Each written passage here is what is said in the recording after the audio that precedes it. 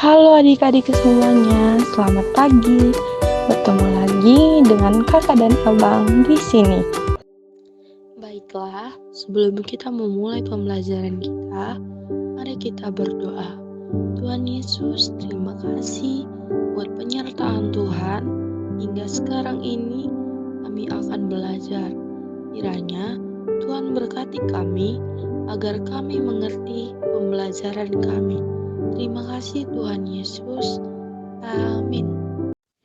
Pada pembahasan kali ini, kita akan belajar tentang Amos, manusia biasa yang dipilih Tuhan. Adapun tujuan pembelajaran kita pada hari ini, yaitu yang pertama, siswa dapat mengakui keterbatasannya sebagai manusia. Yang kedua, siswa dapat memiliki perilaku yang menunjukkan kesadaran akan keterbatasannya. Yang ketiga, siswa dapat memahami keterbatasannya sebagai manusia. Yang keempat, siswa dapat membuat karya yang mengekspresikan keterbatasannya sebagai manusia. Pada dasarnya, setiap orang dewasa maupun anak-anak senang menerima pujian, kasih sayang, dan perhatian.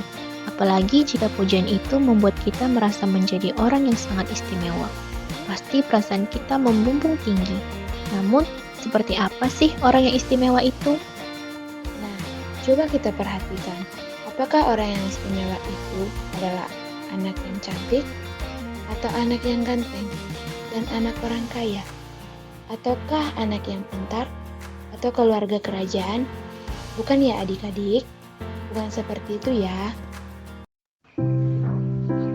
Kita istimewa bukan karena kepandaian kita, bukan karena kecantikan atau ketampanan kita, bukan karena orang tua kita orang terpandang, tapi kita istimewa karena memiliki talenta atau keterampilan yang diberikan oleh Tuhan. Misalnya, kita terampil bermain bola sehingga dikenal sebagai pemain bola yang handal. Kita terampil memasak sehingga dikenal sebagai koki yang hebat. Itu adalah talenta yang diberikan oleh Tuhan. Jadi, ada banyak hal yang membuat kita istimewa.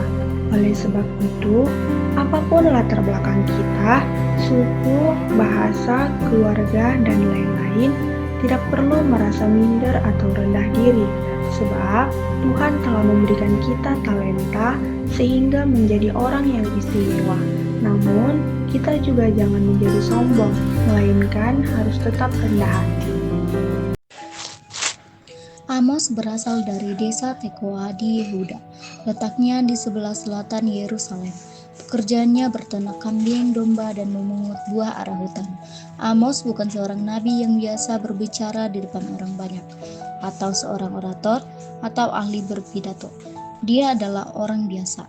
Namun, Allah memilih Amos untuk menjadi penyambung lidah Allah bagi bangsa-bangsa untuk menyampaikan bahwa segala sesuatu akan segera berakhir.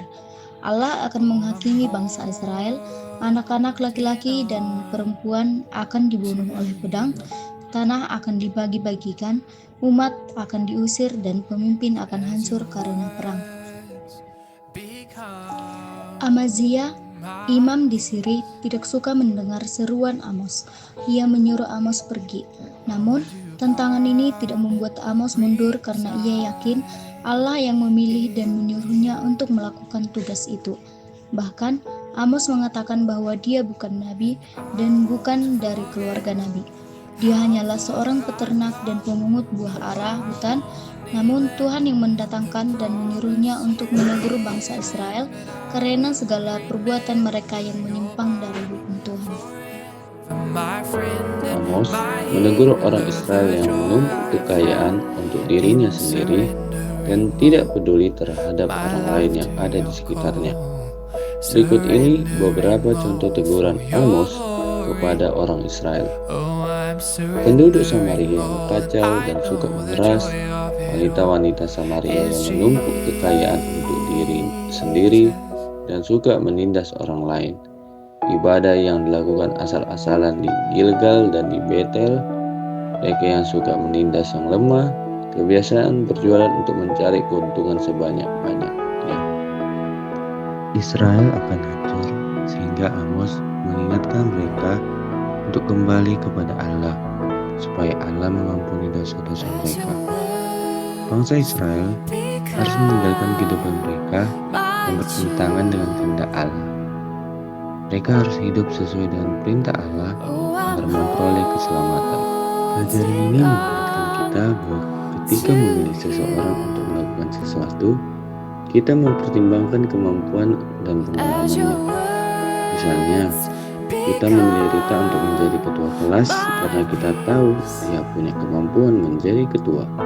Tapi, bagaimana dengan Amos? Dia bukan orang yang hebat dan istimewa.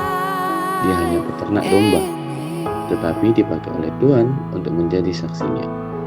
Allah memilih Amos bukan karena keahliannya yang kasat mata. Allah memilih dengan melihat hati dan memampukan orang yang Ia pilih.